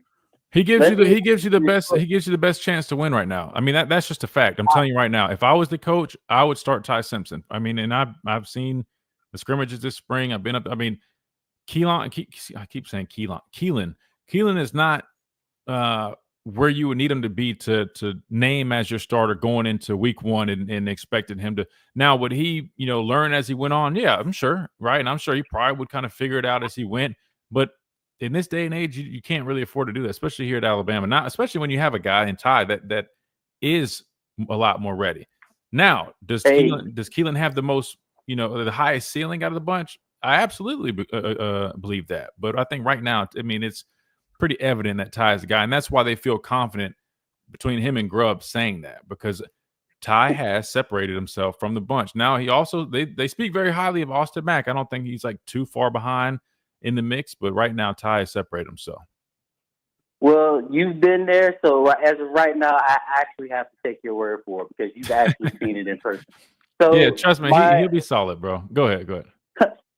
My next question was like an actual like football question, because obviously that's why I've been calling like lately. Yeah. So pass defense, right? Like with linebackers, do safeties generally cover flats or hooks, or do you look at like outside linebackers to usually have those duties, and middle linebackers to cover the middle of the field? It's interchangeable. Good question. So it's interchangeable. So and it's really both. So number one, it's going to depend on the personnel that you have on the field, right? So if you're playing a nickel defense, right, it's a 4-2-5, right? That's what nickel means, right? So 4 down linemen, right? 2 middle linebackers, and then you got 5 DBs. So in that situation where you're not really playing with outside linebackers like that, technically you could have, like one of the quote unquote 4 down guys be an outside linebacker, and he could end up dropping. But on that defense, you're not really going to be working. But say, since you mentioned outside linebackers, and we'll just use a 3-4, since literally, I mean, that's what I played in, and I can explain that pretty easy for you. So in a 3-4, yeah, so your outside linebackers are definitely going to be flat players. It depend on the coverage. So, like, for example, cover 3. So it's 3 deep. And just for anybody listening, and I'm sure you guys probably have an idea about this, if not, no worries. So when the coverage explains the number of people in the back end, pretty much, the deep players. So cover 1, that means you got 1 deep. Cover 2, you got 2 deep, right? Cover 3, that means you have 3 deep. Cover 4, 4 deep. Now, when you get to like cover 6, that does not mean, or 7, that does not mean 6 or 7 guys deep. So it stops, basically stops after 4, pretty much. Pretty much. So anyway, that being said, so we'll use cover 3 since we've been using that. It's easy to work with. 3 deep. You got third players, so you got both corners are deep third players. So they cover 1/3 of the field, 1/3 of the field. Then that free safety will cover the middle third of the field.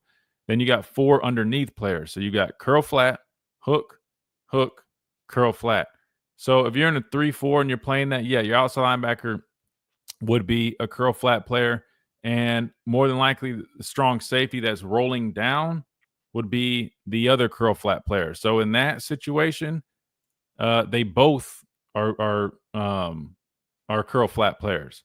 Does that make sense? So are there situations where you rely on your strong safety to cover those if your outside linebackers are trying to rush the quarterback?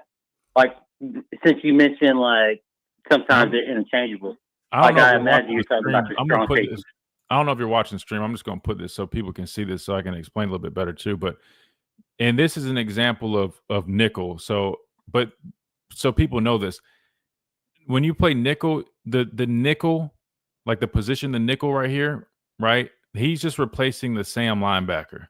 So just so we're clear on that. And then on this diagram, you just take the other defensive end. If you're running a 3-4, that would be your jack linebacker, right? So basically what I'm getting at is if you look at this, 3 deep, right? You see the corners, they're both playing a third, middle safety. Free safety's playing the middle of the third. Then you got 2 linebackers as hook players, and you got the curl flat players showing a strong safety on one side of nickel. Just replace that nickel with an outside linebacker. That would just be a 4-3 defense. I'm sorry, but what was your question? What was your question though, Ricky? I'm sorry. No, because I was saying, like, you said, could I rely on a strong safety taking over or something to do that? Right, like if your outside linebacker's assignment on that particular play is to get after the quarterback. So you're almost like interchanging roles. So basically the way it would work, so when we were in a 3-4, so like base strong 3 auto, so like the Sam, like whoever was to the strong side would be would be rushing, right? And then whoever was to the weak side, they would be that curl flat player. So and we played, field and boundary sometimes. Like we had Sam and Jack, but if our personnel was capable of doing both, what we would do is instead of swapping sides, because like, you used to have it where like the Sam would always go to the strong side. But what happened was, Ricky, when you got to playing tempo offenses, just imagine how hard it would be for every time I have to go, oh, damn, all right, the strength is right. So I'm running to the right side. And then I got to go back and then the strength's to the left. Instead, we started playing left and right or field and boundary. Anyway, what I'm getting at is, so whoever's to the strength in that call, they're rushing. The outside linebacker away would be dropping. And that would always determine. So the strong safety, he would end up going away from the strength. Or excuse me, he would go to the strength. You see what I'm saying? Because he would be the curl flat player to the side that outside linebacker is rushing. Does that make sense? So everything, the way football works, it's almost like being on a rope. You know what I mean? Depending on strengths, personnel, formation that you're getting, everything's kind of attached. So if one guy, that always, the strong safety would know, all right, the outside linebacker is rushing to the strong side, so he's going to play, that curl flat to that side, right? We don't need 2 curl flat. Like that would be a bust. And then, like I said, 4-3, you just swap the outside linebacker with the defensive end, and you're just working with the Sam and a strong safety. But really, strong safeties, or I should say this, outside linebackers tend to kind of operate and do some things that a strong safety would do. Hence, like in that situation, you get what I'm saying? Like they're both having to play. Like sometimes I would have to walk out and play on number 2. You know what I mean? Like that it all just depended on the personnel that we got, the formation that the offense was in. So that's typically how it would go. So my last question is, like, how does gap control work with linebackers? How does gap control, like, talking about run fits? Yeah. Good question. So it all depends on the defense that you're playing. And it's a very similar thing, too. I mean, everything starts with that personnel and the formation the offense comes. So really first personnel. So first you have to read the personnel that they're working with, right? And that's going to dictate what personnel we get into. So if they're in, blue, which is like 11 personnel, 1 running back, 1 tight end, 3 wide receivers, we're probably going to play nickel, right? Because we don't want outside linebackers being responsible to have to cover a slot. It's a mismatch. So that's the first thing. Then we go to formation, right? So the formation is going to dictate a number of things, but in terms of your question specifically regarding the linebackers, depending on the front that we're playing defensively, that is going to change fits, right? So like they linebackers are trained, they know, right? So we're in a odd front, they have certain fits. If we're in an even front, certain fits. If we're in a flex front, where they have certain fits, and things can kind of change from there. You get what I'm saying? So like if normally linebackers are working like in base defense, you'll see like they work like A to C a lot, right? They're working from like the A gap to the C gap, and things can change depending on post snap. They also are reading guards. That's very common. If a guard pulls, they got to read and they got to pull. They got to go over the top. They got to flow with them. Linebacker, I'm not going to lie. Linebacker is a tough position to play because people just think these guys are lining up and just running to the football. But that's the furthest thing from the truth, man. When I was playing in Carolina, I was playing off the ball a little bit. Going into my third year, I was playing off the ball some. And I'm telling you right now, learning run fits like that is literally like when you're an outside linebacker, you're C gap defender, you line up on tight end. Sometimes you're playing the D gap. I mean, it's very straightforward. Linebacker though, Ricky. Oh my God. And we even got into like when they're on slants and patterns and stuff like that, like run fits are crucial, man. And it's so complex because it changes depending on the front and stuff that you're doing. It changes on what the offense is doing, and you got to read and react, brother. Linebacker is a very tough position to play. Well, that's why I asked on Monday about like the communication between like the safeties and the middle linebacker, because that gap portion of it, it just seemed like it would be like a lot confusing, like post snap. So I wasn't sure like how you guys move after the play is like, or how you communicate, I guess, like after the play is called. Yeah. Or after the ball is snapped. Yeah, so really it depends on the call, man. The call dictates everything, honestly. I mean, like, again, but to kind of simplify it in the explanation, I mean, the front really determines a lot. The call, because the call determines the front, but the front really is like what I mean by, are you familiar when I say what the front is? You know what that is, right? Or do I need to explain that? No. So the front is how the defensive line is lined up. And so there's all types of fronts. So there's, over fronts, under fronts, odd fronts, even fronts. And that literally is how the defensive line is getting lined up. So some fronts, I mean, would be like you have a 3 technique, a 0, and a 5. Others, you might have a 4, a shade, and a 4-eye, right? So then we'd have to go back and explain, well, what are the numbers, right? The numbers are basically like a 5 technique is your hand to foot on the offensive tackle. 3 technique is you're in that shade on the guard. A 0 is you're lined up head up on the nose. A shade is you got like a tilt on the center, and then it goes down the line. And so that's what a front is where each guy is. So like basically like a flex front. I mean, you're looking at like a 5-1-3, right? Or is it 5-1-3? So you got like a 5 technique, a 1 technique, and a 3 technique. Then could be an outside linebacker over there in a 9. And then the linebackers have to play on that. But typically, I mean, if a guy's in a 3 technique, the base rules would be he would be a B gap defender because he's lined up in between the guard and the tackle. That's the B gap. A 1 technique is responsible for that A gap. So those linebackers have to work accordingly. So if the linebacker has somebody in his A gap, he's probably, playing off that guard / B gap, but things could change and he could move around or have to shift things off of that. If there's a stunt, he has to be aware of that, right? If he has somebody slanting in a gap, he knows he can't have his ass in that gap because then you got 2 people in the same gap and leaving one open. I'm trying to explain the best that I can from just like a base, I guess, explanation without, because really, like I said, I mean, it can change so much given like all that stuff. But the best way to explain it is you've got certain gaps, right? You got the A gap, B gap, C gap. You got numbers for techniques, right? And then as those, like a formula, when those things change, everything else change. But I mean, it varies. I mean, some schemes, I mean, you got defensive linemen that are 2 gapping, right? So that affects the linebackers. Others, not so much. You know what I'm saying? They've only got single gap responsibilities, and the linebackers playing a little bit more. Like I mentioned, A to C is very common. They're reading A gap to C gap. Right. And so, and then on top of all this, just to really throw you guys off, imagine having to know everything I just explained. But then also, just remember, that's only half the equation. That's if it's a run. And you have no idea what run they're going to do. And then you got the other thing is, all right, if it's pass, we got to restart, Ricky. We got to run it all the way back like Jey Uso runs his entrance back a million times. And then we got to sit there and figure out what the hell we're doing when they pass the football and who we need to cover then.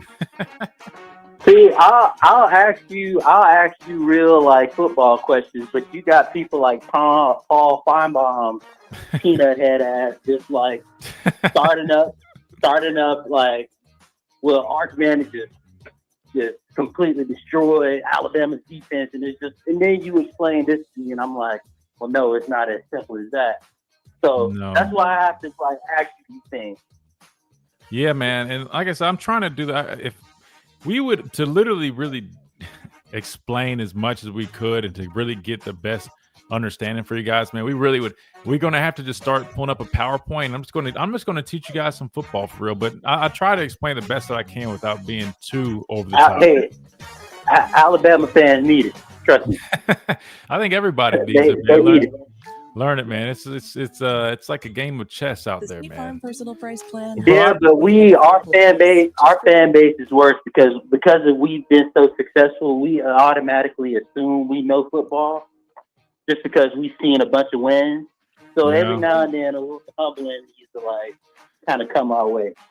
Yeah, I mean, to be fair, I mean, there's layers to it, right? I mean, look, I think some people know football by knowing, kind of base level stuff. But if you're talking about if you really want to know the game, how players know the game, how coaches know the game, I mean, the layers go so deep, brother, that I mean, like, you're talking about alignment, assignment, gaps, fronts, coverages, shifts. No, brother. It makes you a better fan. Yeah, it makes you a much better fan, and it probably makes the games much more enjoyable. But it probably is something you can't learn on. It probably will take some time, but no worries, man. Of course not. Keep listening to the show. Not just you, everybody. Y'all keep listening to the show. You'll pick up on it. And I'm gonna keep asking too, man. I appreciate you. No, please do. We appreciate you, Ricky. Good deal, man. Great talk. Football talk. There we go. Back in the film room. I forgot. We got to name that segment. All right, we got to hit a timeout. We come back. Keep on rolling. Tide 100.9, 1230 WTBC.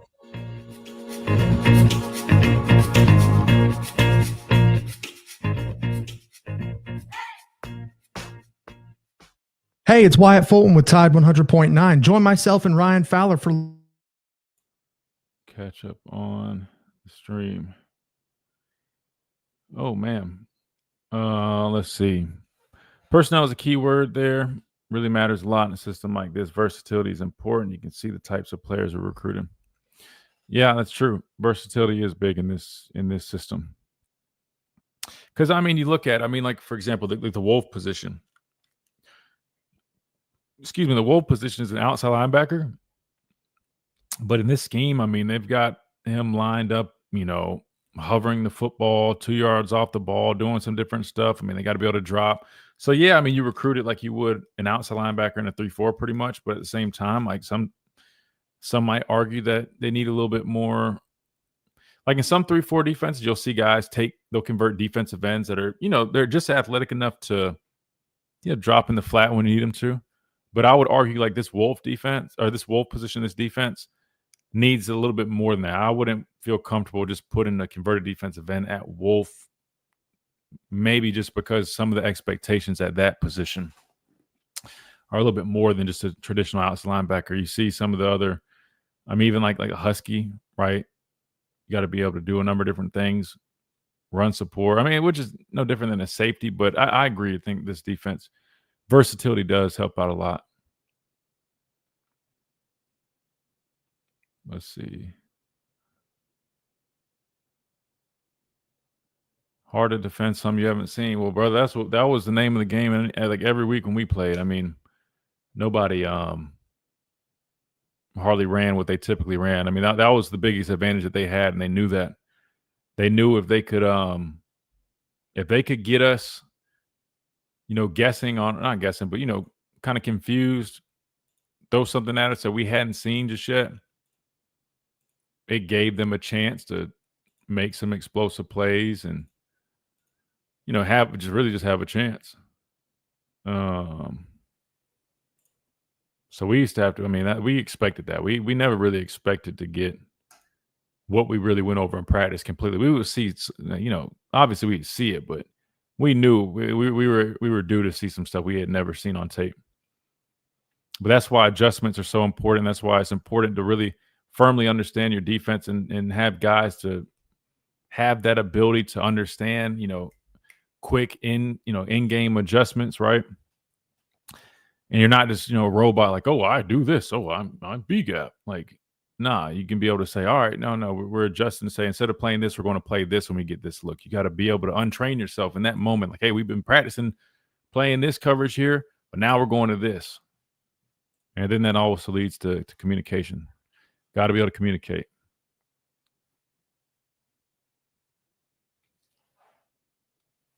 I just asked AI to create a brand new defensive formation. What it came up with is hilarious. Is that what you tagged us in? I think you just tagged us in something. Oh, let's see.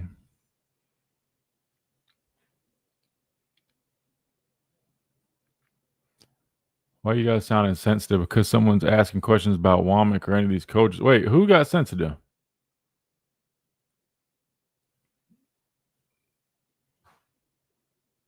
Wait, what did I miss?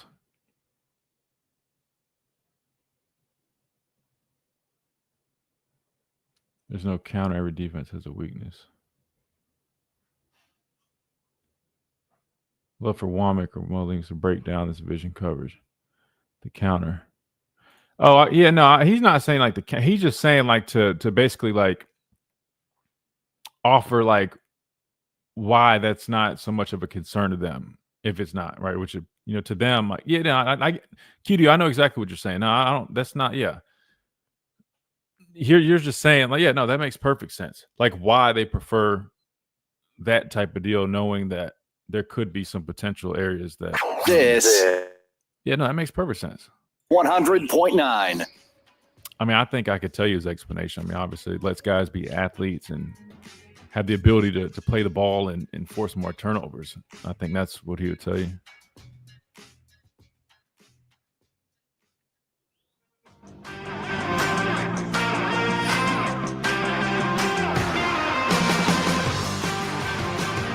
And welcome back into the Miller's Edge, Tie 100.9, 1230 WTBC, presented by the Good Feet Store, America's arch support experts. Had a really good football conversation with Ricky, man. We're really breaking down some defensive X's and O's. Hopefully that wasn't, because I'm not going to lie, even I was explaining, I'm like, damn, this is definitely going to be confusing. But the moral of the story there was in terms of gap integrity and responsibility when it comes to playing the run, especially from the off-ball players.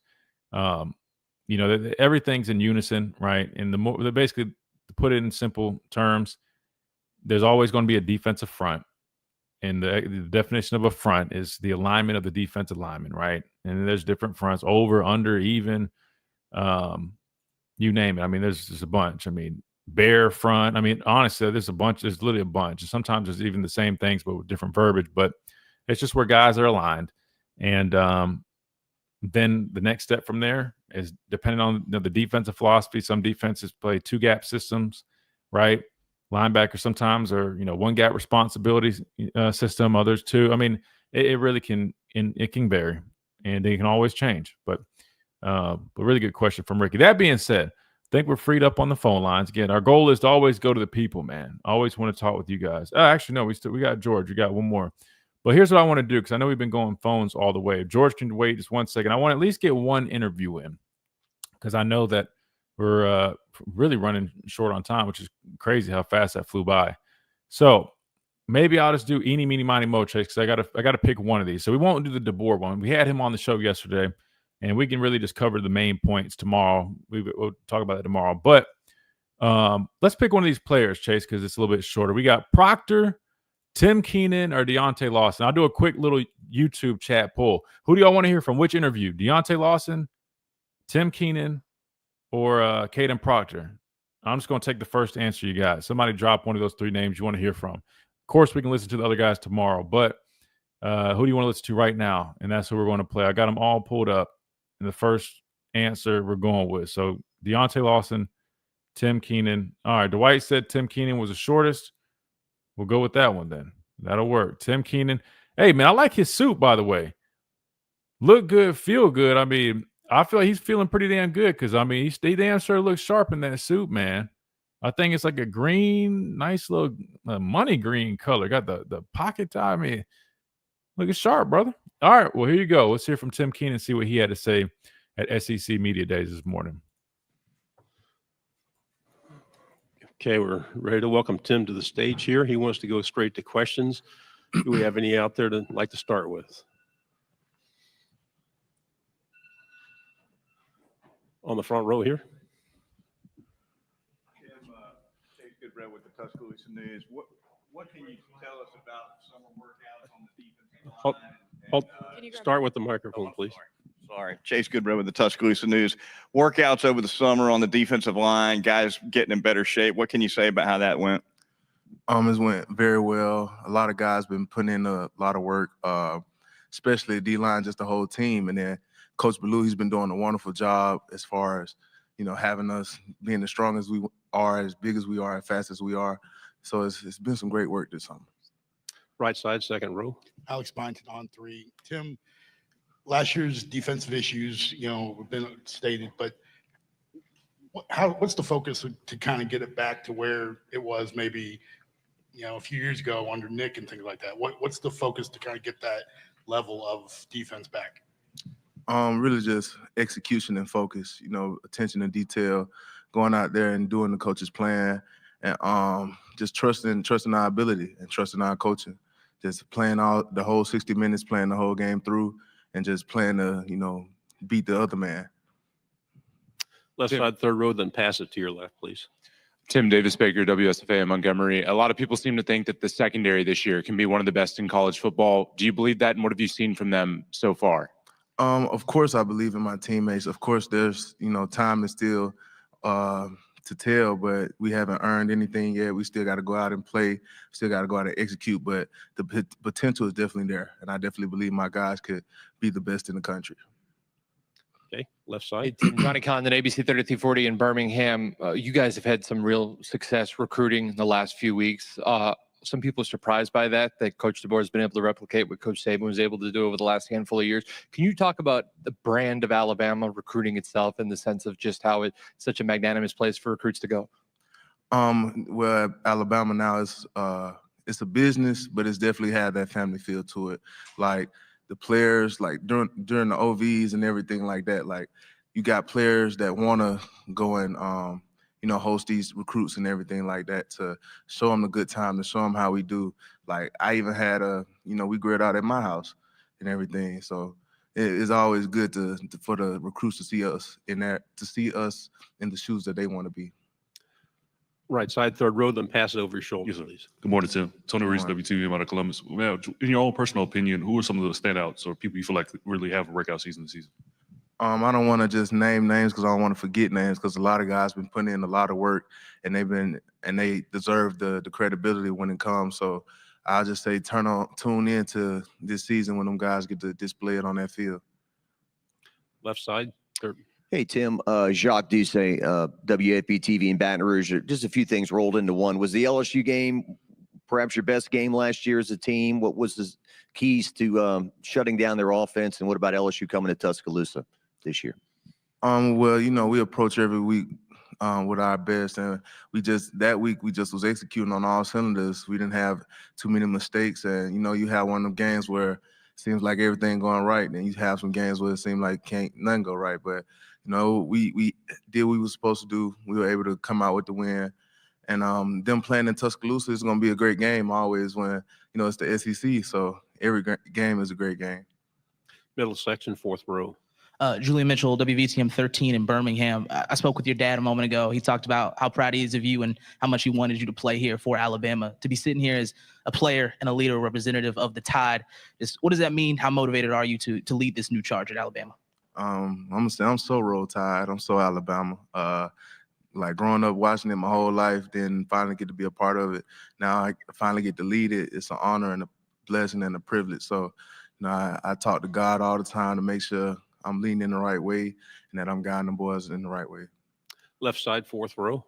Hey, Tim, Jordan Hill from Dogs 24/7. This year, Alabama will play at Georgia for the first time in 10 years. What, if anything, do you know about Sanford Stadium playing at Georgia? And then also just the challenge of playing night games on the road in the SEC. Well, like I said, it's the SEC, and Georgia is definitely a great opponent to play against. I definitely went to Athens Stadium when I was a recruit went to a Georgia game. So I know it get pretty turned up in there. So it's going to be a fun time when we go get to play in Athens. Question on the third row. Alabama maybe hasn't had a superstar personality at a wide receiver since maybe Julio Jones. What Ryan's been able to do, Ryan Williams, can you just talk about he's been able to handle that level of success while still being one of the most productive freshmen in the country last season? Yeah, Ryan, he's definitely a pro. He's wise beyond his years. I appreciate how he carries himself. He's, not, his name may be Hollywood, but he's far from it, He's very humble. I love the kid. I love that his work ethic. I love that he just, at the end of the day, he 18 now? Yeah, he an 18-year-old kid now or whatever. So, kudos to him for, doing what he need to do. So I got to pause that right there. And I don't make sure I heard that right. I mean, he said we hadn't had somebody like a receiver since Julio, I guess, with like that kind of star status. I mean, did we not have a guy named Devontae Smith who arguably was like the best receiver in college football? Chase, I mean, am I tripping? Or maybe he was referring to some? I mean, is he talking about coming in? Maybe he meant like coming in with that status. Like I think that's what he was referring to. Maybe he meant like as a recruit showing up with that level. Would you agree, Chase? That sound about right? Maybe. I was thinking the same thing. Yeah, that threw me off because I was like, I mean, he's not making it. There's no way he's referring to just like haven't had a. At first, I heard it as just like, oh, he hadn't had like a star receiver like that. I'm like, brother, whoa. I mean, Smitty's the first one you think of just in terms of accolades and everything he accomplished. But then you just talk, go down the list, bro, of all the successful receivers. But yeah, I think he meant coming in with that type of attention initially. That had to be it. But anyway. Let's do this, Chase. Let's go ahead and hit this timeout because I know we're due for one. So we'll take a break from Mr. Tim Keenan, doing a great job on the podium, very well spoken, and then doing a good job plugging his teammates, giving them credit, but also, talking to him. He sounds very confident and also very very humble in a sense, asking about top position stuff, saying, hey, we still got to go out there and prove it. But anyway, really good stuff so far. But we're going to take a timeout. I know we got George on the phone lines. And Ellis as well. So we'll try to squeeze them in as well. Maybe we'll get a little bit more from this Tim Keenan interview. In the worst case, what we'll do is we'll circle back to Deontay Lawson and Caden Proctor tomorrow, as well as some clips from Kalen DeBoer. Just kind of get the main gist of it maybe tomorrow since we're running low on time. But let's hit this first time out real quick. When we come back, we wrap things up right here on the Miller's Edge, Tide 100.9, 1230, WTBC.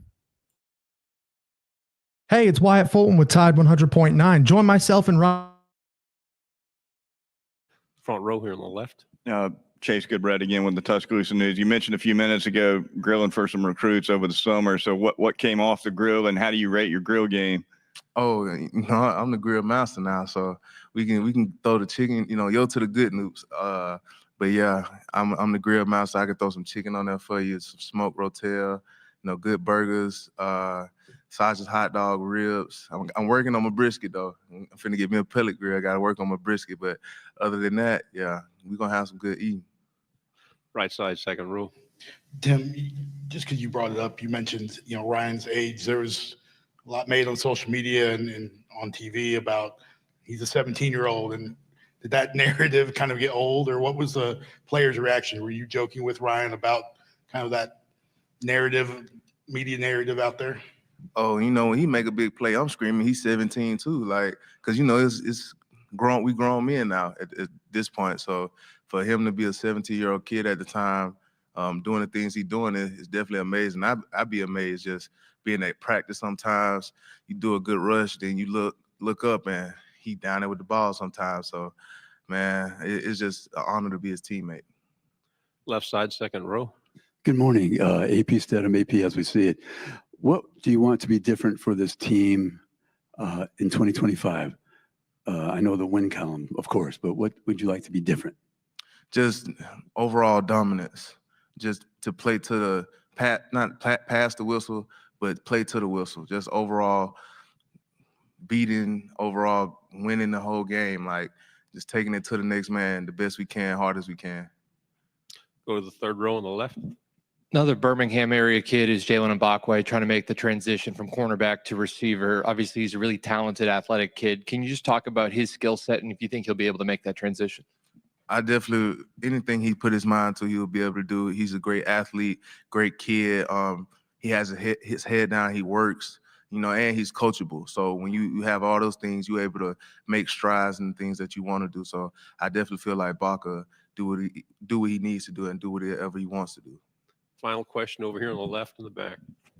Dan Peck, ESPN 106.7 and over. What are the most important things for someone whose playing time is going to increase in 2025 as far as being ready for that action, for that increase?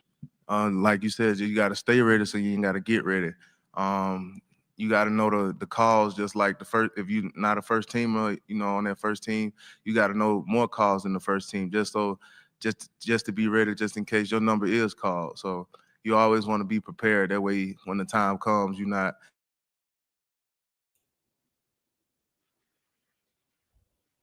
Is Miller's Edge on Tide 100.9.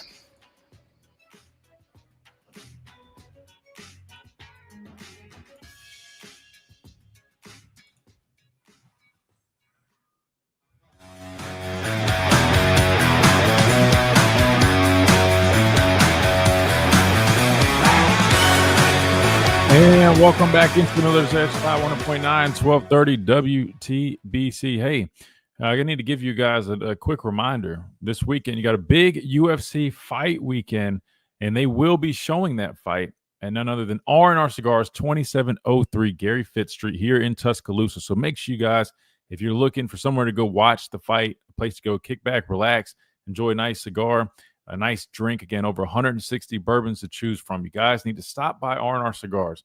I'm telling you, they're putting on the fight. Anywhere else in town is not going to have it. I think R&R is like the only place that covers it and plays that for you guys. That way you don't have to buy the pay-per-view. You can just go show up, enjoy a nice cigar and a nice drink, and watch the fight with a bunch of other people that are there hanging out and having a good time. So make sure you guys check them out. Again, that is R&R Cigars. You can also go to their website, rnrcigars.com. Use that code Miller's Edge for a 20% discount. But and I definitely want you to do that. But the big thing is, if you're in town, make sure you guys just stop by. I'm telling you, man, the fights are fun. If you're a big UFC fan, or even if you just want to find a place to go hang out, relax, man, it's a great place to do that. 2703 Gary Fitz Street. They got the big mansion, wraparound porch. Inside, they got TVs throughout and outside. So you don't want to miss that. Again, big UFC fight weekend at R&R Cigars. Here in Tuscaloosa. Again, that is R&R Cigars, the official cigar provider of Alabama football since 2014. All right, we got George, I believe, up next. Let's see if we can get him and Ellis in here in the next few minutes or so. George, welcome in. Hey, Christian, just wanted to make a few comments. Sure. On a lot of the other shows, they are rating professional quarterbacks in the NFL. And it bothers me, they don't want to say that Jalen Hurts is elite. I mean, I don't know how they're measuring elite. I mean, he was elite in college, went 26-2. They say he doesn't throw the ball enough, but I remember going to the SEC championship game when Tua got hurt. We were behind. They put in Jalen, and he wins the game with us throwing the ball. Then, he just does what it takes to win. Granted, he doesn't fling the ball around a lot, but if you do fling the ball around a lot, you're going to have turnovers. But, I do remember the first Super Bowl he played in, he outplayed Mahomes. Then he wins the second one. And I guess I just don't understand why they don't consider him elite. In fact, he's got an iconic play that gets the short yardage every time because it wells his talent to the offensive line. I mean, so why can they not admit that not only is he elite, but he also has elite talent? I mean, who has won more than him? Isn't that the best talent to have, raising your team and leading your team and win? I think you make really good points, George. I'll say this. I mean, I haven't heard recently the conversation they've been having, but I know when they do talk about top quarterbacks, it's always like they have him on like the next tier, right? They always have Pat Mahomes. They've got Josh Allen, Lamar Jackson, Joe Burrow. And then you've got Jalen Hurts, where this guy, arguably, I mean, if you look at it, I mean, he's won a Super Bowl now, Super Bowl MVP. Then you mentioned even the first one he played in. I mean, he outside of the fumble, you could argue he outplayed him. It's for some reason that it's almost like they're just still not all the way sold. And I'll just say, I don't know if, I know some people like to, point out, oh, well, it's the system, that allows them to have such success on offense. I think Gardner Minshew took over one time, and I think he had a pretty good game, and people are kind of saying, see, I mean, with those receivers, that offensive line, blah, blah, blah. But I think that's taking way too much credit away from a guy who is displayed. I mean, he plays the game at a really high level, especially in the big moments. He shows up. He's always even keeled. He does a great job leading his team. But I think when they talk about that conversation, they're more so focused when they're saying elite quarterbacks. They're trying to look more at the players, the individuals themselves, and what they do. Even with that being said, I mean, I still think he's right there. I mean, I still would probably have the guys I named. If I was ranking them, I'd probably have him. Joe Burrow, doesn't he have the best receivers in NFL? Yeah, he's got some He dogs, just spent man. about $80 or $90 million, and when he was in college, he had Yeah. 3 of the best receivers, all number 1 draft choices. So they don't talk Yeah. about that talent around him. And I mean, but you know what? A good quarterback or a good quarterback and a good offensive coordinator uses his best talents to meld the team together to win. And another thing, very few times has Jalen Hurts ever lost the game for you. He always wins the game. And they want to, in fact, the push, they want to take that play away because his talent of being able to squat so many pounds and plus run in combination with his offensive line and the people behind him always scores or gets the short yardage, and they want to outlaw that play. Yeah. Is there any other quarterback that is that successful in a single play that they want to outlaw? No. And I just get tired, and I understand they want a quarterback to throw the ball around and look fancy and this, that, and the other. But, being very, very solid fundamentally and also having the intangibles of leading a team and getting your team together to go in one direction and win is probably the best talent of all. And I just agree. got tired of hearing, what Josh Allen, what has he won? If he's so great and they got good talent around him, and Joe Burrow, like I say, he's got the best receivers in football around him. He hasn't won. He had a great year in college, and I'll say he did, but he had tremendous talent around him. And like I said before, Jalen 26-2, and I was at that SEC championship game when Tua got hurt, and they put him in, and he does enough to win the ball game. So I just had to put in my comments because I'm so tired of them taking away from him, because when he wins, it doesn't look flashy or fancy. But you know what? Winning is pretty flashy or fancy. Yeah, no, and I think that's the key right there, like you just said. I mean, I think they're looking at what looks flashy. I mean, obviously we know Pat Mahomes when he plays the game. I mean, the throws, the sidearms, the improvisation that he makes it look really good, and he is really good, right? Without a doubt. I mean, Josh Allen very similar. Very good. Yeah, I mean they're all very good. I just think Jalen's style of play just doesn't come off as flashy, but when it comes to doing everything that he needs to do, I mean, he makes some really nice throws. He operates that system at an extremely high level, and then, like you said, at the end of the day, he wins. He finds a way to win football games and he does what is needed to put his team in good position. So I think that's what all that matters. I mean, I saw that his coach came to his defense and said it's BS. People want to say whatever, but I think it's just, again, I think Jalen's style of play just doesn't pop like some of the other guys you mentioned. And not saying he's still making big plays, but just for whatever reason, when you watch them, almost kind of like Aaron Rodgers, some of those throws. But really, turn on the tape, man, Jalen is making those same types of throws too. I think it's just his style just isn't as flashy.